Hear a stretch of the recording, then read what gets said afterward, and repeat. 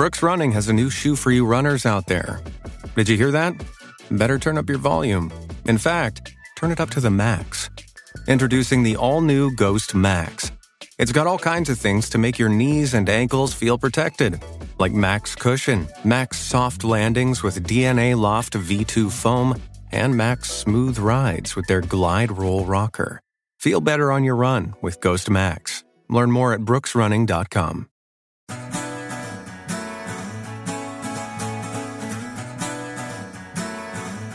Is there a highlight for you when you look back at the teams you played for that you value the most?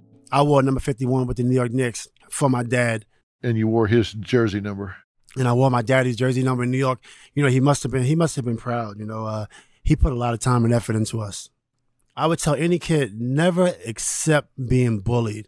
I was coming out of depression and anxiety, right? So I was still finding myself at this time. And I said, it'd be cool to change my name. How did you settle on Metta World Peace? How did you pick Metta? Well, that was none other than Metta World Peace. And of course, he's the only one with that name. We all know who we're talking about. This is a gentleman that was drafted to the Chicago Bulls in 1999. He played for the Pacers, the Kings, the Rockets, the Lakers, the Knicks, again with the Lakers. NBA champion in 2010. Unfortunately, he is probably remembered best for what's known as Malice at the Palace, and that's the brawl that took place at the Pistons-Pacers game. And, you know, that made me really curious about Metta, and I'll tell you why. Everything seemed inconsistent. You look at that and you go, wow, here's a guy going after people up in the stands. But then when you find out all the other things about him, this is a guy that has worked advocating for mental health in the schools. This is a guy that raffled off his NBA World Championship ring with the proceeds going to nonprofits that provide mental health services. He just seemed like full of contradictions. I wanted to talk to him, and I have to say I was not disappointed. This is an extremely interesting guy, and I'm going to tip my hand. He's really impressive, and I like him a lot. Brooks Running has a new shoe for you runners out there. Did you hear that? Better turn up your volume. In fact, turn it up to the max. Introducing the all-new Ghost Max. It's got all kinds of things to make your knees and ankles feel protected, like Max Cushion, Max Soft Landings with DNA Loft V2 foam, and Max Smooth Rides with their Glide Roll Rocker. Feel better on your run with Ghost Max. Learn more at brooksrunning.com. I'm Mo Rocca, and I'm excited to announce Season 4 of my podcast, Mobituaries. I've got a whole new bunch of stories to share with you about the most fascinating people and things who are no longer with us. From famous figures who died on the very same day, to the things I wish would die, like buffets. All that and much more. Listen to Mobituaries with Mo Rocca wherever you get your podcasts. I'm so anxious to talk to you and get into this. And I want to ask questions you've probably been asked a million times, and then maybe some you haven't. I want people to get to know you maybe in a way they haven't. Your father was Ron Artest Sr., right? Yes, he was. He was a boxer. Golden Gloves, right? He did Golden Gloves, but he also played high school basketball. He gave up basketball because his coach sat him for a gentleman named Willie Sims, who lives in Israel. Black guy, played in Israel and now lives in Israel, got married in Israel. And my dad wanted to play with him, and sometimes he would sit the bench, but he was a good player. But then he turned to boxing also. I guess at the age of 19, when he had me, that's when everything was over. So he quit playing then? Yeah. I want to talk about your playing career, obviously, which was amazing, and we'll get to all of that. But you were born in 1979, and you grew up in Queensbridge? Yes. Tell me about that. What was that like? Queensbridge was an interesting place, right? Because you get all the inspiration came from, I would say, MC Shan, old school rapper, had the song called The Bridge, right?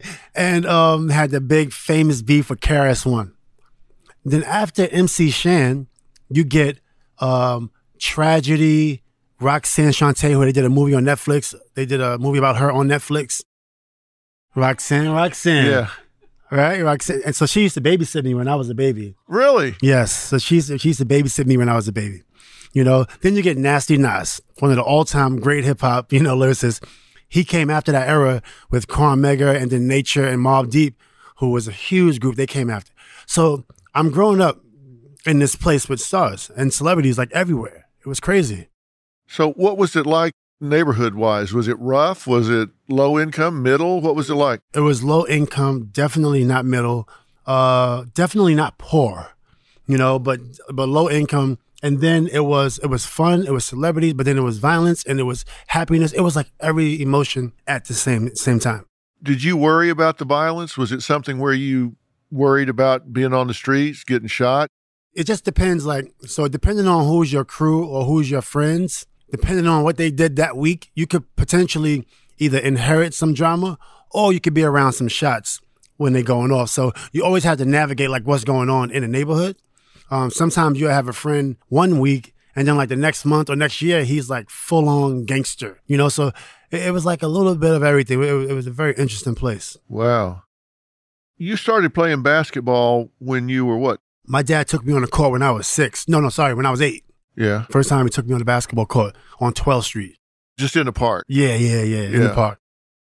I read that you were saying that from the very beginning, he fouled you hard. Yeah. He was, I don't give my dad enough respect for him being a basketball player. He was a really good basketball player, and I always think I was the first one, but my dad was first, right?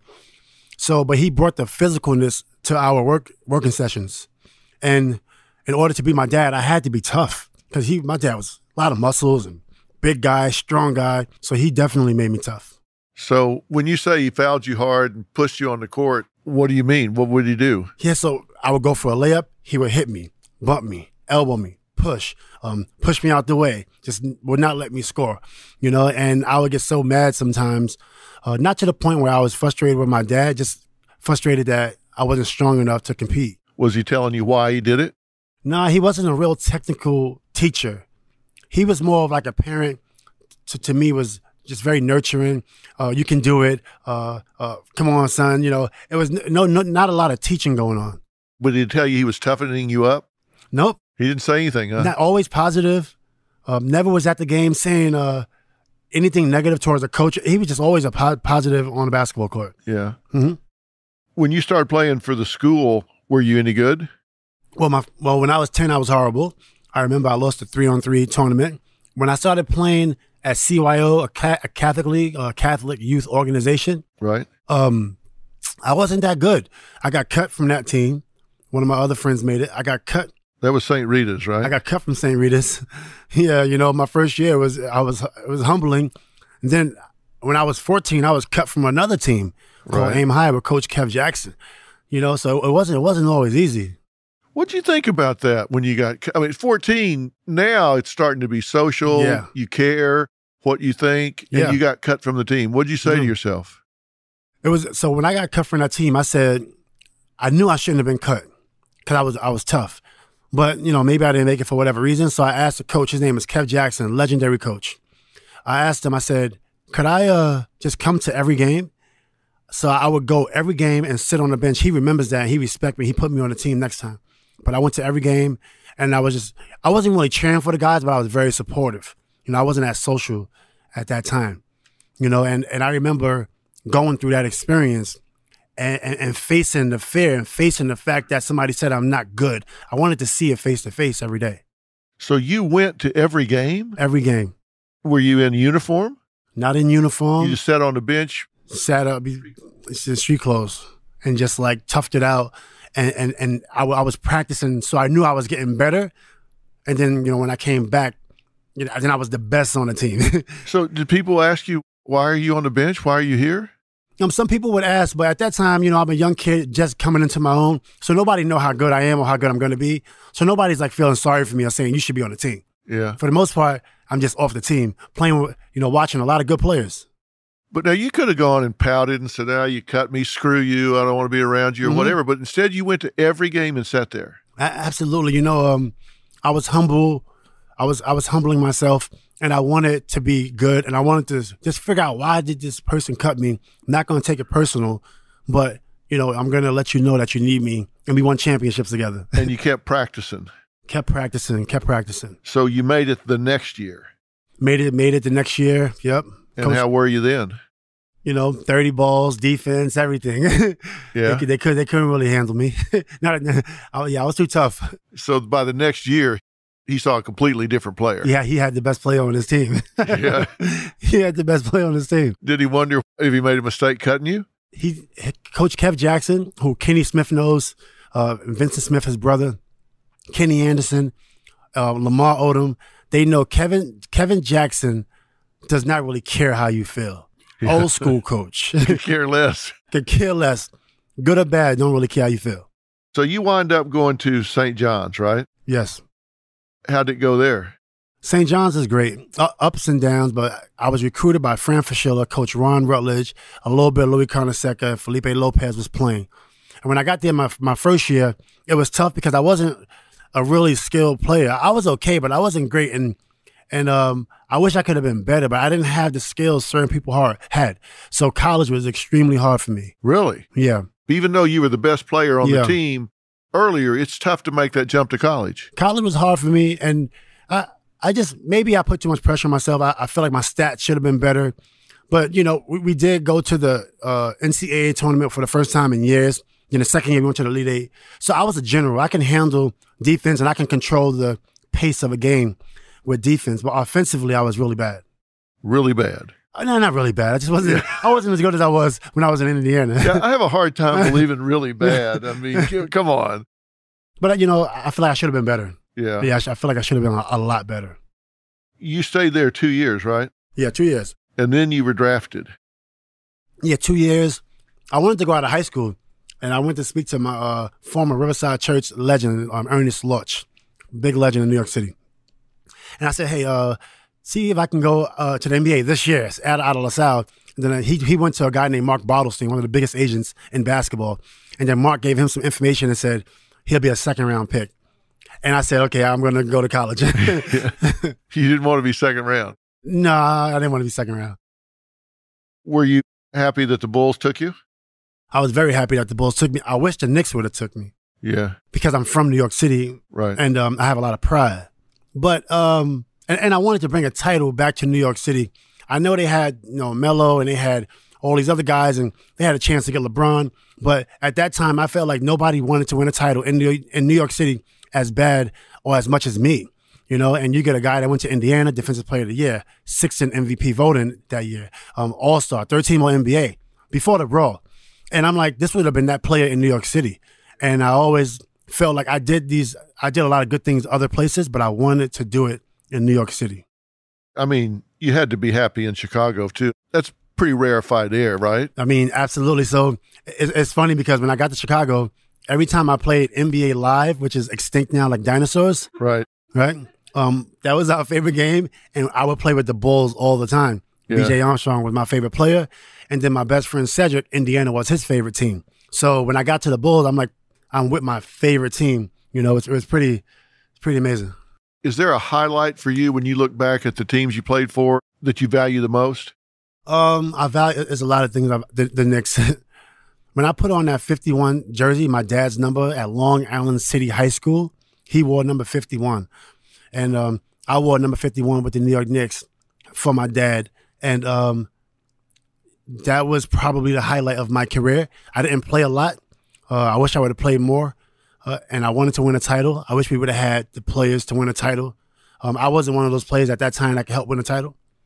But that was probably the most amazing part of my professional career. Yeah.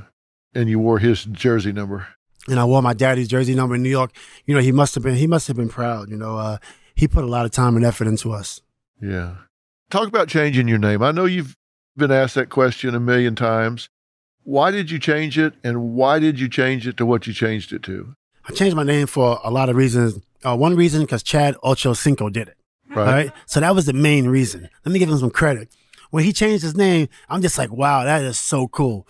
And at that time, I was in my crazy, colorful ways at that time. I was young and just wanted to do everything. I said, I want to do that one day. So I had a bunch of names. And but I also was at the end of my, I would say, depression. I was coming out of depression and anxiety, right? So I was still finding myself at this time. And I said, it'd be cool to change my name. And the first couple names was like So Hood, Ron, so Queensbridge. I wanted it to be something that was just ghetto and from the streets, And but then as I got older, I said, okay, I need to. You considered So Hood? Yeah, So Hood was. I wore a hat called So Hood to a red carpet, Yeah. And I said, well, I'm gonna change my name to So Hood because I'm just so hood, Yeah. And so that was like something I was gonna do, and usually when I make my mind up, I just do it. And I was like, if I put So Hood in the back of my shirt, and all the street, at all my street dudes is gonna feel it. You know what I'm saying? So that's what I was thinking at the time. And then I said, we need a little bit of peace in the world. So I said, okay, let me try to balance this thing out. How did you pick the name? How did you settle on Metta World Peace? How did you pick Metta? I was into Buddhism at that time. Right. I was getting into meditation and learning how to breathe and stuff. And it was helping with my anxiety and my emotion and my life. So I got into Buddhism because it was one of the only faiths that I could relate to, and that kept me calm and kept me centered. And I just fell in love with it. So I felt me and my partner Heidi, we said, okay, let's come up with a Buddhist name or something like that. She just gave me a bunch of names, and we started going through them. Are you glad you did? Yeah, I'm very happy that my name is Metta. I wish I would have kept my dad's name, Ronald, but I'm very happy that my name is Metta. What do people call you now? My niece calls me Uncle Ron. My mama called me Ron. My dad calls me Ron. Every kid that watches the NBA and that was born in 2005 calls me Mr. World Peace or World Peace. They don't know me as Ron Artest. Yeah. People in LA call me Metta. New York City, everybody calls me Ron, my real name. Yeah. My real nickname. And then in Indiana, people call me Ron. Yeah. What feels most natural to you? It doesn't really matter to me because depending on where you at, that's going to determine what you call me. Depending on what year you was born, that's also going to determine what you call me. Yeah. You did something that really jumped out at me. In the fall of 2010, you raffled off your 2010 NBA World Championship ring, and the proceeds went to nonprofits that provide mental health services in different communities. Yes.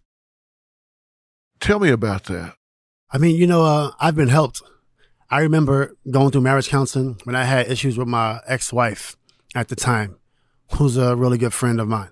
So I remember being able to pay for marriage counseling. I remember being able to pay for anything I needed. I'm like, wow, there's a lot of people going through things I'm going through. My parents went through it and wasn't able to receive those sessions. I said, we gotta do something about this. So in Sacramento, I wanted to do YouTube sessions and somehow give access to mental health sessions and therapy to kids that wasn't able to pay for it. Well, that didn't work because nobody really understood production and content and marketing. And I'm like, they don't understand that sometimes in smaller places or certain positions in different industries. So when I got to LA like 5 years later, perfect platform for me to not have my own show, but to just give the message out. And a lot of people heard it. A lot of therapists and counselors to this day, they thank me for that. You also helped a congresswoman advocate for the Mental Health in Schools Act, and you participated in the mental health awareness campaigns with the LA Department of Health and the New York Department of Health and Mental Hygiene. And it's one thing to have an awareness. It's one thing to have in your mind that you kind of want to do it. But to actually get out there and participate and speak about it and put energy into it is another thing. You kind of put action behind your thoughts and feelings. What made you do that? I wanted to make an impact. I felt like I wasn't doing enough. And every time I did something, even when I gave the $671,000 back to all these different institutions, I felt like it wasn't enough. And I feel like the opportunity to go to Capitol Hill with Congresswoman Napolitano, I'm like, this could be huge. And even that wasn't even enough. It's still things that I feel we can do to help families, to help relationships, which is the core of having a real strong family. There's still more that we can do. Did you need therapy? Absolutely. What was the biggest driver for you? What did you need to deal with the most? The biggest thing for me was when I was 16 years old, I planned my baby. So I had my first baby. She came when I was 17. So I wanted to be a good parent, and a lot of things was going wrong at that time that I couldn't deal with, and I couldn't deal with adversity. So it spiraled out of control, and it piled on problem on top of problem on top of problem. And I wasn't being the parent that I wanted to be. That's why I really embraced therapy. I wanted to be a good partner. I wanted to be a good parent. And that just wasn't the case in my life. But you planned to have a baby at 16. Yeah, I did. Why? I wanted a baby at 13. Why? I had my first godson at 13 years old. My household, my sister, 7 babies. A lot of different baby daddies. My mom, she got, I think 6 or 8 of us, something like that. A couple different baby fathers. Myself, I have 2 babies, 2 baby mamas also, and gonna have a third because I'm married and I'm gonna have more babies. And my brother also. So my household, we was born with babies. The youngest baby that was born in my household, I think my sister was 15 years old. So seeing that, I'm like, oh wow, my nephew, I love my nephew, and I want to have babies also, and I want to be in a relationship for a long time. But at 16, did you think you could provide for the baby? I had no plan. You had no plan? No plan, because you got in New York City or in America, sometimes you can live off the government and people that's paying taxes, such as I do now. So it's almost it almost enables you. So I'm thinking I'll have a baby and I'm getting food stamps anyway. I'm getting milk and cheese, hard government cheese that turns into bricks if you leave it outside for more than an hour. Peanut butter that the oil rises to the top and it get real hard. What comes in a white can. We're going to eat. So I had a house that was paid for half by, I guess, Medicaid or WICs and all this, I forget the terminologies.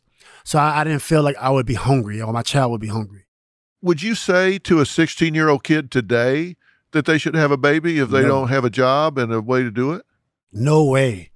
No way. What would you say to yourself when you were 16 years old? If you could talk to 16-year-old Ron Artest now, what would you say to him? I think it's different. Like I kind of knew that something would go right. I'm not going to say I had no plan. I was a driven kid. And I kind of knew something was going to go right for me. And my baby, Sadie, that's here, I'm 39. I just turned 39. And I have a grandbaby. And so I'm so excited. But I wouldn't tell anybody to have a baby at 16 years old or to even think about it. I would say build a relationship, meet people, have some friends. Don't date right away. Don't commit fast, and enjoy your life and get a career. If you were talking to yourself now at 16, you'd say, whoa, hold on, don't do it yet? Not myself, somebody else. Yeah, somebody else? Yeah, I would. You'd still have the baby at 16? I would have, absolutely. Really? You know why? Because my daughter is strong and her siblings love her and she's everything that I thought she would be. She's like a kind of like a mother figure, in her siblings' life. Right. And her mom is a very strong lady also. And my kids are just like strong-willed people, and they drive me, and they're so inspiring, So it was a really good choice, but I wouldn't tell anybody else to do that. Yeah. So she's 21. 21? Yeah. What's she do? Well, she was in college, and she currently dropped out of college she wanted to be a chef. So instead of going to business school, she wanted to go down the path to being a chef. And she currently is into investing, and she loves cooking. So now that she had the baby, she's taking a break. And I told her just important this first year, you have to raise the baby, have to be there with your child. And that's what she's doing. Is she married? She's not married, but she has a good boyfriend. And I hope they get married, eventually. But I think him all right? I do like him. He's from Compton. Yeah. Yeah. So he's okay with you? He's okay with me. Yeah. I like him. It's something about Queensbridge and Compton that always had that connection, and my daughter, who was born in Astoria in the hood, because I wasn't in the NBA when she was born, you know, and her boyfriend's from Compton. It's pretty cool. Yeah. When you say therapy has been a good thing for you, what's it done for you? For me, therapy, let's start with breathing. For me, when I learned how to breathe is when I really got control over myself. And my first breathing exercises was done with Dr. Santi in 2000 and I think 8 when I was with the Rockets. At that point, things changed a lot for me.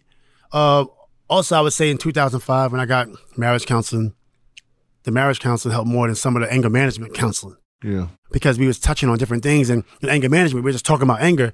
In marriage counseling, we're talking about everything. And we was talking about things that happened to me as a child, which I was like, oh, wow, I'm angry because of other reasons, not just I'm not angry because I'm angry. I'm angry because of events that happened when I was a child. Would November 19th in the Pistons-Pacers brawl, would that have happened if you had had that kind of therapy before? That would have happened.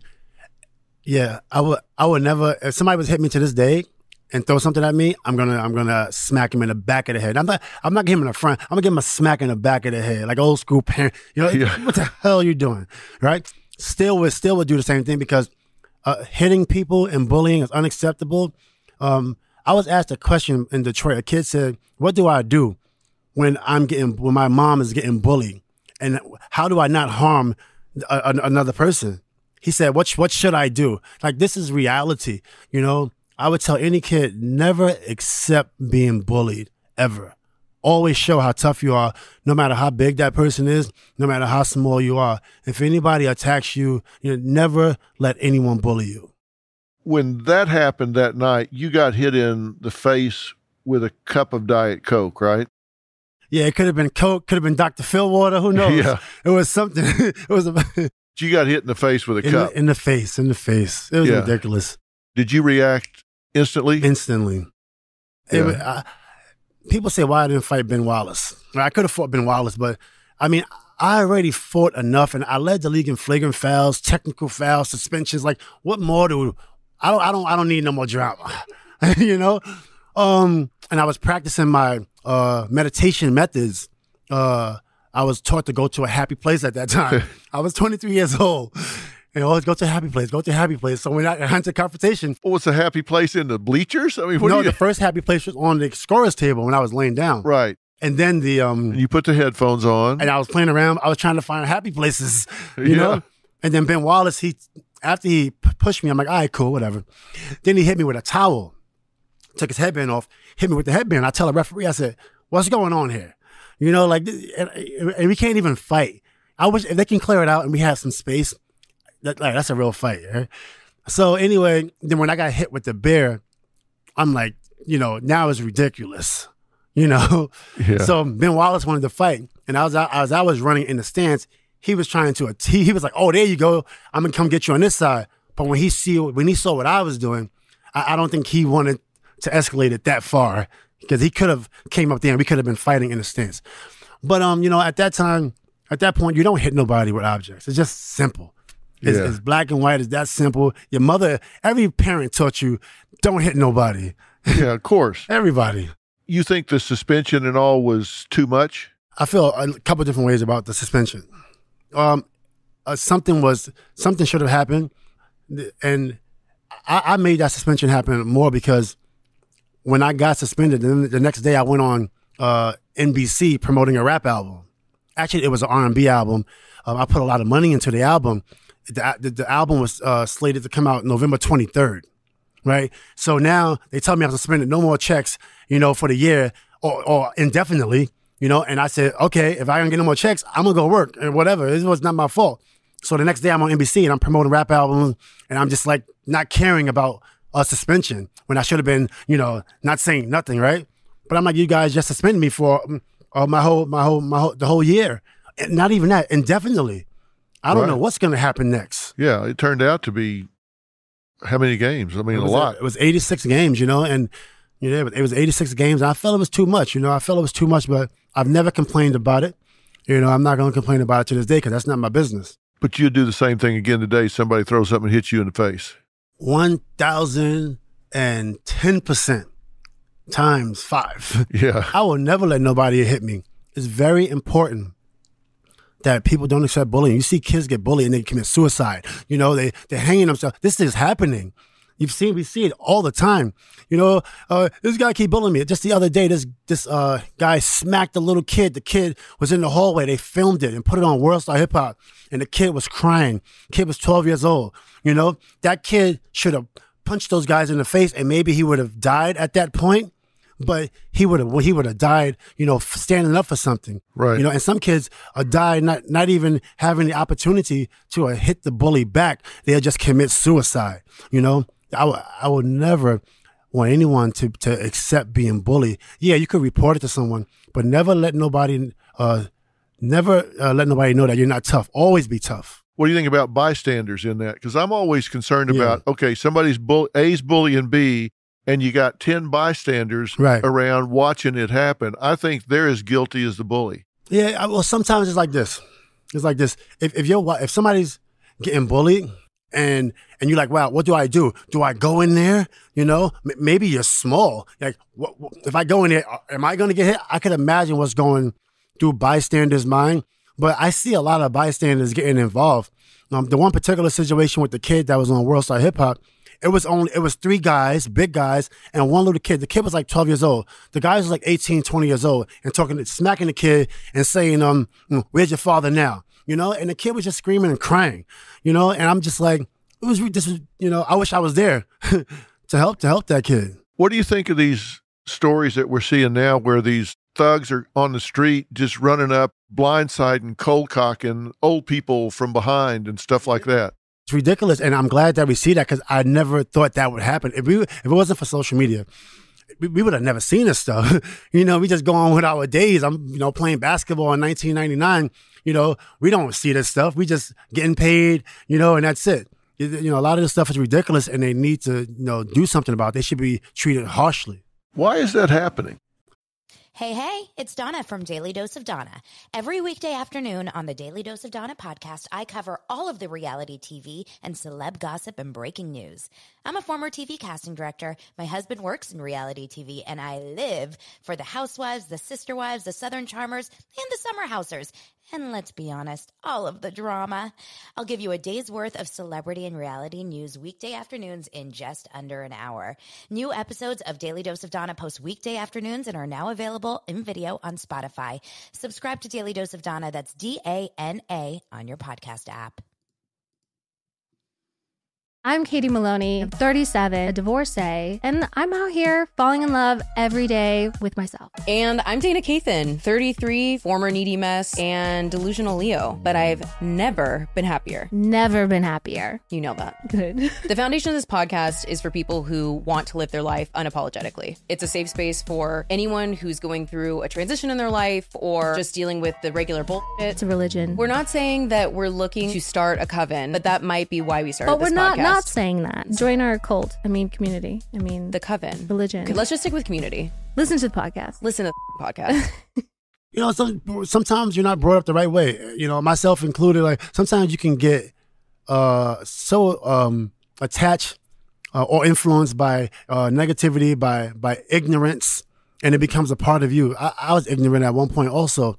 I had my times. And it's not always the bully's fault. Which sucks. So I'm talking about stand up to bullies, but it's not even always the bully's fault. You never know what that bully even been through. Could have been molested or beat as a child or a bully.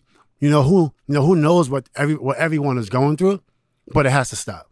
Well, what we do know is research tells us that bullies are generally from homes where they are violent, where their parent is physically violent with them. Right. And they don't have the power to fight back or put it off, so they take that and vent it outside on someone else. So when you go to talk to the parent of the bully, you're talking to a bully who's bullied their kid, and so their kid goes out and bullies somebody. So when you try to talk to their parent's going to turn a deaf ear because they're bullies themselves.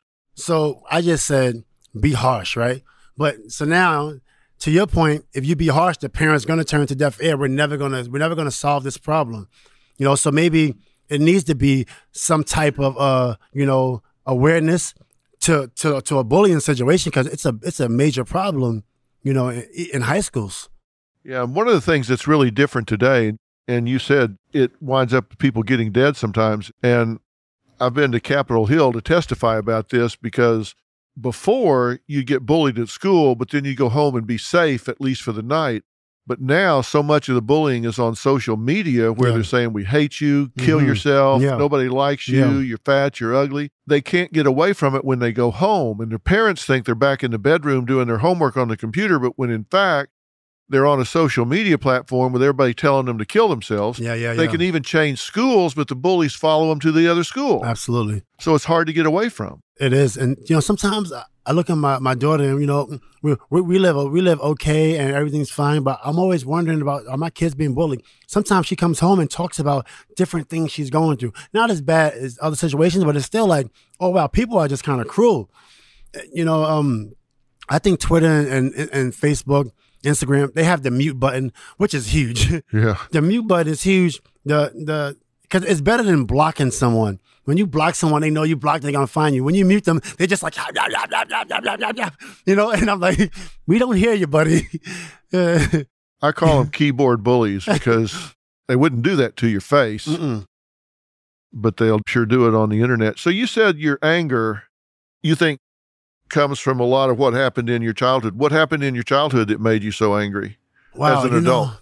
It was a lot of things, man. It was things that made me tough, which I love because that's passion, and it was things that made me angry, which I realize now, and both those things mixed, So the things that made me tough, playing on the courts, even experiencing gunshots and seeing my friends get shot. Like, okay, I get it, but when you experience things personally, or somebody personally affected, mom and dad fighting a little too much because they don't know how to deal with adversity, then that passes down to a child.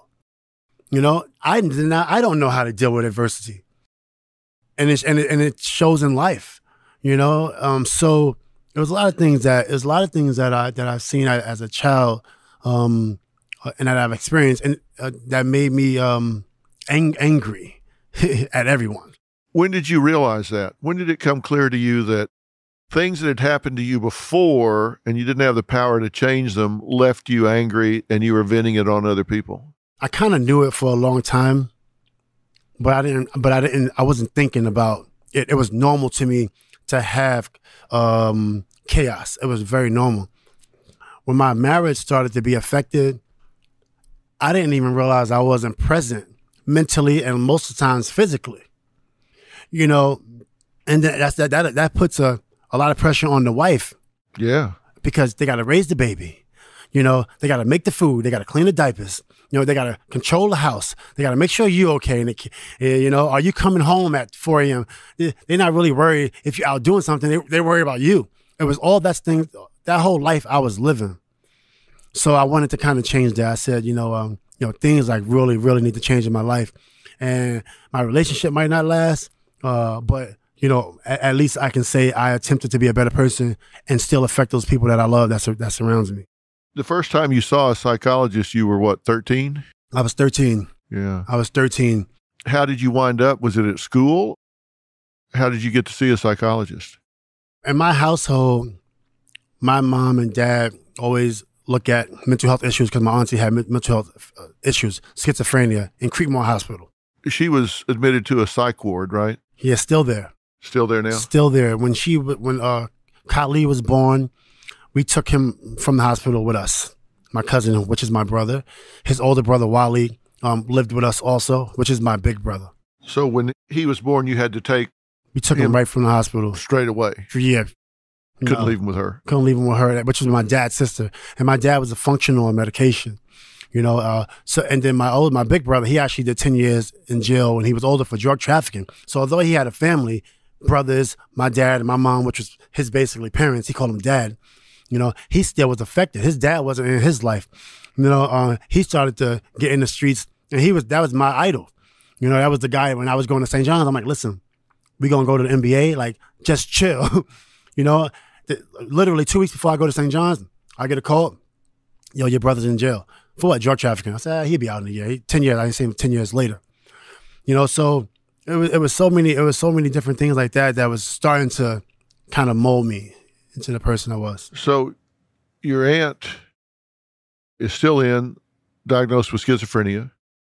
You say your dad? My dad's functional on medication, bipolar. Okay. Yeah. Do you worry that you're genetically predisposed to these things? Not worried about it. We live on first off, we live on a beautiful planet, you know? And this is the reality of where we live at and who we are as a people. So even when I told people I want to thank my psychiatrist on national TV, which she was my psychologist, it's time to embrace it. You know, you got to embrace your bipolar. If you're bipolar because you have a chemical imbalance, you know, embrace it. You know, don't feel bad that you're bipolar because it's something that you can't control. Sometimes you could be bipolar because it's things that happen over a period of time that's just making you go crazy, you know? And then you just can't control yourself and your emotions get so high, you just need help, you know, because you're about to explode, you know? And it's so many different forms of mental health issues, you know? But I would say embrace it, embrace therapy, embrace yourself, and don't be so down on yourself because maybe you're bipolar or something. Like, enjoy your days, you know, have a good time. Are you bipolar? When I was diagnosed at 19 years old, my first time I ever was I was subscribed medication, but I wasn't.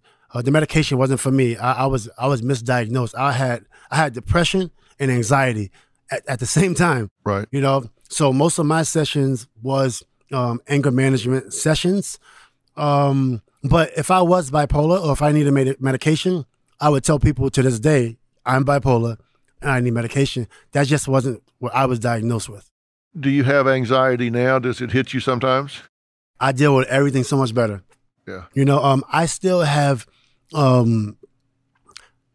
different things that I experienced. I used to be very insecure, and sometimes I'm insecure now, which is a big issue. Insecurity could cause so many problems, you know? Yeah. So that's the only thing that's probably lingered over the years. But in terms of conflict, you know, people saying things getting under my skin, anxiety, depression, it's kind of gone. You know, I'm kind of in a good place. So it doesn't get to you anymore like it did? Nah, I'm pretty much in a good place. You know, and now things don't always go perfect in my life. Of course. But I deal with things like I'm always happy. What's important to you now? What makes you get up every day and go about what you do? What makes you tick now? Man, so many things.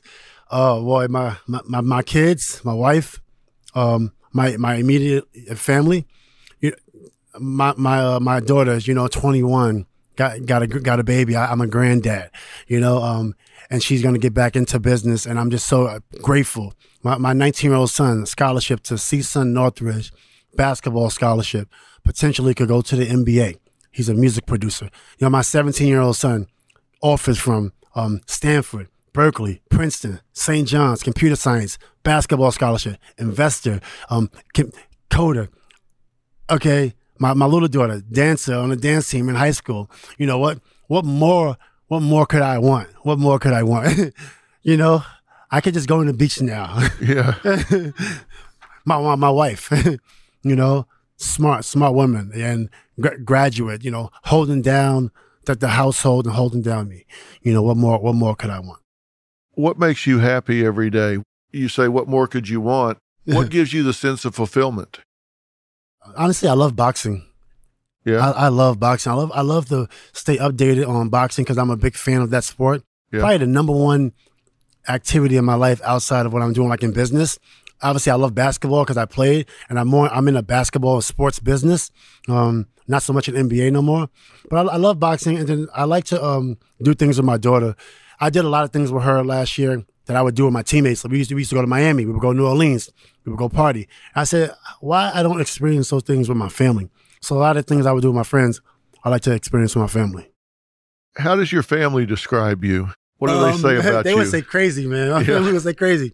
I mean, you got to, you know, the head of the household has some issues, you know, and he's still the head of the household. I don't care, you know, if I'm bipolar or schizophrenic.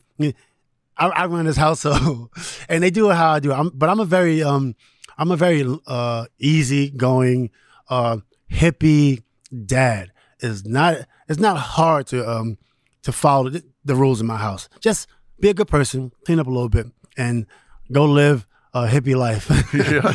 So who all's in the house now? Who's under your roof? My son, yeah, my daughter, my wife. Yeah. Yeah. Just the four of you.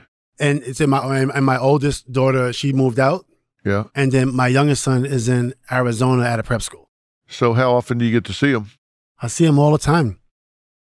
I go to Arizona. I haven't been there this year. I'm going soon, but I go there to see him play. Then he comes and works out with his dad. Then my daughter and my son in the household. So we do everything together. So what are your goals right now? What's next for you? What are you going to do? You got to have something you're working towards, you're shooting for, right?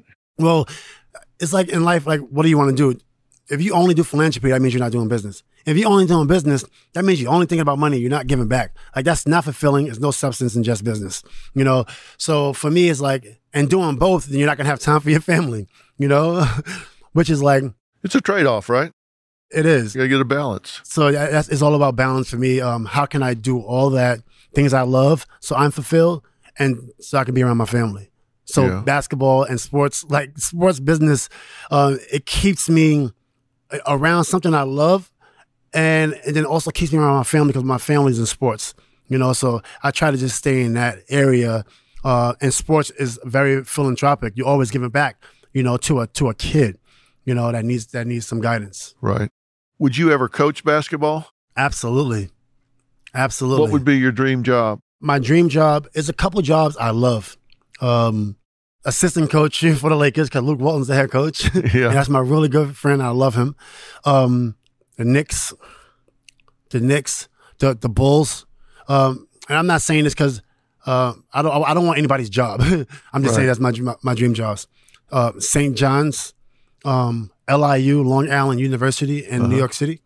And then Santa Monica Junior College. It's a couple, it's not all NBA. It's just different things I like. I like Santa Monica Junior College. And then obviously any school in the Los Angeles area are things that could stop me from watching boxing in the morning. Yeah. Would you actually aspire to try and get a job like that? Would you throw your hat in the ring? I threw my hat in the Knick ring. I wasn't really prepared, but they said the Knick job was open. I'm like, oh, it is? I'll do it. You know, but then you got to go to the presentation. You got to put in time. And I'm involved in a couple businesses right now. But I set up my team. So if I have to coach in a job like that, we still ready to go. We still going to continue to move and do business. I absolutely would love to be a head coach one day. So what's your business? What do you do business-wise? Sports management. So it's a lot of things that a lot of mistakes I made as an athlete, young athlete. When I was 19, I got drafted and I wanted to do my own shoe company, but I didn't know no business. I didn't know how to do a business plan. I didn't know anything. You know, I got into the music business with no strategy. And now you look 20 years later, I went back to UCLA for digital analytics when I retired. That was like 2 years ago.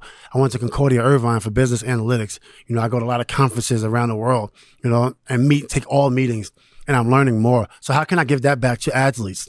An athlete that want to do a beverage, an athlete that want to do e-commerce, an athlete that want to get into business. How can we do that and then also, you know, build our own companies, you know, in-house? So that's what we're working on now. And, you know, raising money, which is crazy. I'm like, you know, and it's like a hassle, but we're doing all these great things and it's all positive things. The statistics for athletes that come out of professional sports, NBA, NFL, whatever, is not good. I've seen statistics as high as 80% within 2 years of being out of the league are divorced, bankrupt, or in serious financial trouble or worse. Right. Why is that? There's a couple of reasons. I always tell people, when you make $1 million in the NBA, which is more now, let's say you make $1 million, which is only $500,000, give back to Uncle Sam right now and to anybody on food stamps, you know, which I was. All right. So say you got 3 kids and you have 2 really good friends and a wife. That's 6 people. Divide that 500,000 up by 6 people and live like you are worth $6 500,000 divided by 6. Let's just say 500,000 divided by 5. So I'm not saying give away the other 400,000, but live like you're only worth $100,000. Because what happens is when you get all these people around you, you start to actually disperse money. I'm not saying disperse money. I'm saying stay in your means. But that's what happens. But sometimes you do disperse money. So I'm not saying disperse money, but I'm saying live as if you're not worth 10 million because you're only worth 5, and then you forget about the cars and the stuff you get for your other family members, the gifts and things. So live like you're only worth about 20% of that. Why don't they do that? Why isn't the league preparing athletes to do that?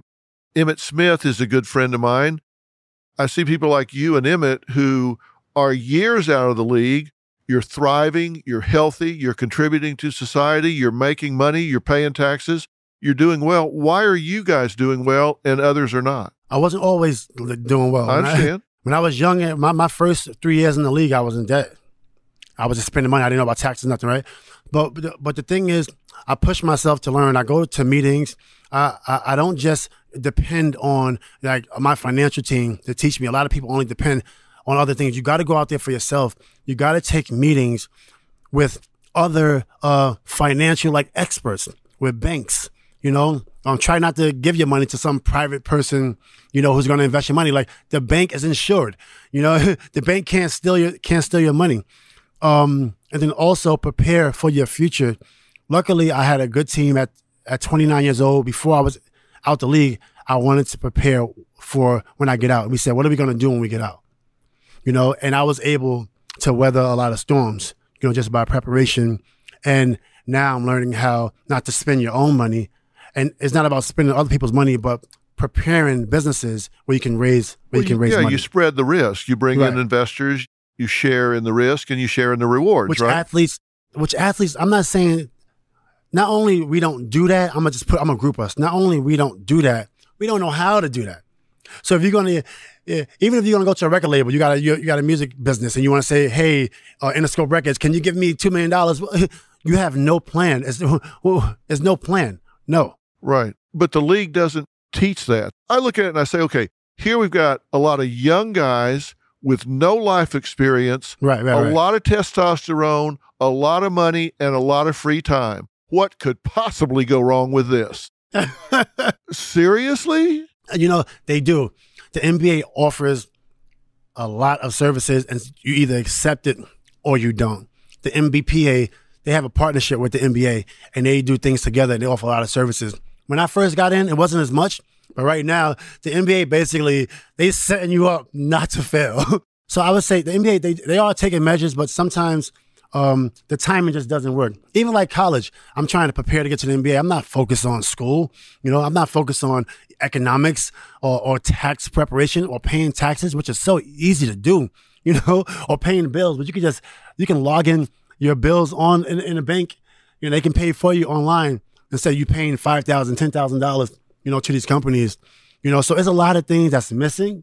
How much money did you blow that if you knew then what you know now, you would have back? I lost money from the Brawl endorsement. So it's money I never received, but I lost. And then I think the music business, I could have took that maybe a couple $1 million and put that in Uber. Yeah. Yeah, that would have been good. Yeah. I invested in Lyft. I invested in a couple companies in Silicon Valley, and it's things I didn't know in 1999. Like if I would have put, $10,000 in Apple.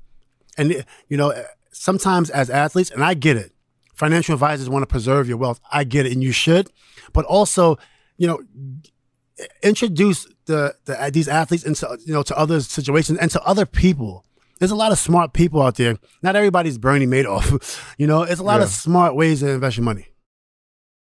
How much of the problem is hangers-on that come from your prior life where you make it big and they don't, but they do hang on, and so you got a posse, you got an entourage? I mean, I'm not against the posse and entourage, totally not. Because, when you can experience things, with your family or your posse or your entourage, like that's an amazing feeling. Like imagine being a kid, all your friends, we going out, we gonna spend $200,000 a night at the bar. All right, how many times are you spending $200,000? That's the problem. Or sometimes you're spending $10,000, $5,000, and now it's adding up to millions. and now you're buying cars, houses, and now people are asking for thousands of dollars, and sometimes you're not prepared for that much money going out, and you don't have anything set up. You don't have no LLCs, you don't have no C Corps, you don't have no 501c3s. You're not getting nothing, no tax benefits. And sometimes people, we move a little too fast, and then we can get ourselves in some trouble. Did you learn to say no? Yeah. No, it's very hard. When I first got into the league, every one of my nephews get Christmas gifts and birthday gifts, and everybody get, it just is what it is. And I treated my nephews and mainly my nephews and nieces as my own children. Right. The same way. But as I got older, I'm like, wow, I got to take care of my children, you know? So, and then now you're saying no, and you enabled people. And when you say that first no, they're like, what? No, So, but yeah, I'm very good at saying no. Yeah, you got to be, right? Because they'll absolutely bleed you to death if you don't. And it's not helping them. And it's not helping them. I think what I wish I would have done with my friends is gave each one a college scholarship at a school that maybe cost $2,500, I don't know, a year. That would have been way better. Yeah. What I do now, when people ask me for money, I give them the Warren Buffett book. If you want $500, read The Intelligent Investor and give me a book report. And so many times nobody reads the book. I said, you don't really want the $500. Yeah. I'm going to give you this $500, but if you read that book as my friend or family member, you're going to be able to help me one day. Yeah. Can you help me? And so when people are not able to read those tasks, now I'm say, okay, you don't want the $500. Yeah, you give them something to do, and all of a sudden it's a little harder. It's a little harder. Yeah, no kidding. 600 pages. Yeah. So what are you going to be doing 5 years from now, 10 years from now? 5 years from now, I'm hoping to be doing a lot of basketball games. I want to be able, I want to be, I want people to come to me and kids and say, hey, thank you for helping me with basketball, and education. That's what I'm hoping to be at from 5 years from now. You've been absolutely a bigger than life personality ever since you stepped onto the basketball court. I mean, I've watched you like everybody else. I've admired your skill. I've admired your leadership on the court. You've won citizenship awards. You've truly been a force to reckon with in the NBA and made a mark that will not soon be forgotten. It's been said we cannot leave a footprint in a moving stream, so I guess we'll all be forgotten at some point. Yeah. But you certainly have made an impact. What do people not know about you that you wish they did know about you? I look at the careers of just people I wish I could have been like. Tim Duncan. I love how focused he is. I envy certain people. Kawhi Leonard. Just how calm he is on the court. Super physical, aggressive, from an inner city, but just so focused on the game. And then I go to Kobe Bryant. So focused on the game. I was never able to focus on the game. When I first started to play, I would go into a game wanting to fight. It's not even about the game. I'm like, I just want to figure out a way to get into a fight. Right. And that's not helping something I love so much, something I was doing as a child, something I wanted so bad, which is, trophies on top of trophies. I still have a lot of trophies, but I would have had so much more awards, if I would have just been like one of those guys. That's such a paradox because you have to reconcile this for me.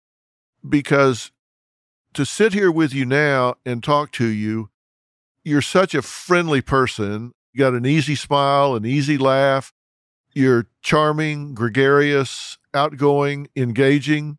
But yet you said you step on the court looking for a fight every day, which means you're looking to punch somebody in the face or whatever. How do you reconcile those two things? Well, it's like, when the streets, I've been bullied a couple times when I was younger, so I decided not to take that anymore. And, so eventually for me, it was always survival. Playing basketball on 12th Street in the hood, how do you make it on that court with those men? And then how do you not get off? Because once you make it on, they're trying to get you off. They're trying to play hard. You got to man up. Sometimes you go play sports You're playing like, let's say, Hamels and Far Rockaway. You know, I remember we got chased out the park. Me and my friend Stephon Barnes. We got chased out the park. They hit my man over the head with a bottle. We was only 12 years old. We had the free throw line. So basketball, for me, it was always like, all right, when I step on this court, if anybody want to get it popping, meaning like ready to do whatever, we was ready. You know, we used to go to games. Sometimes we go to games with hammers. We call them hammers. They guns. You know, we got hammers in the backpack. Just, you know, if anything go down, like we ready. And when I got to the NBA, that's the fight that I had. You know, when I was in St. John's, it was like that same thing that made me great was that, you know. And then later I realized I decided to cover that emotion and that passion just for balance, because I didn't want to feel like that anymore. So as you can see later in my career, I wasn't as emotional about, like, you know, when I get a bucket or when I get a dunk, because I wanted to I just needed a balance, you know. And I said I wanted to take a little bit of the love out of basketball. I needed to just like put it in the dirt so I could have a little balance. Do you think you're still that way today, ready to fight? Nah, I actually no. When I'm coaching a kid, a little kid, 8-year-old, 10-year-old, which I do for free, I don't charge them. I just love it. I'm teaching them to be tough, you know. Also, I like the Tim Duncan kind of effect. Tim Duncan just doesn't react. So I teach that. Be tough. Don't back down. No matter what happens, if somebody smacks you in the back of the head, do not, in the game, I often teach do not react, even though I said earlier, don't be bullied.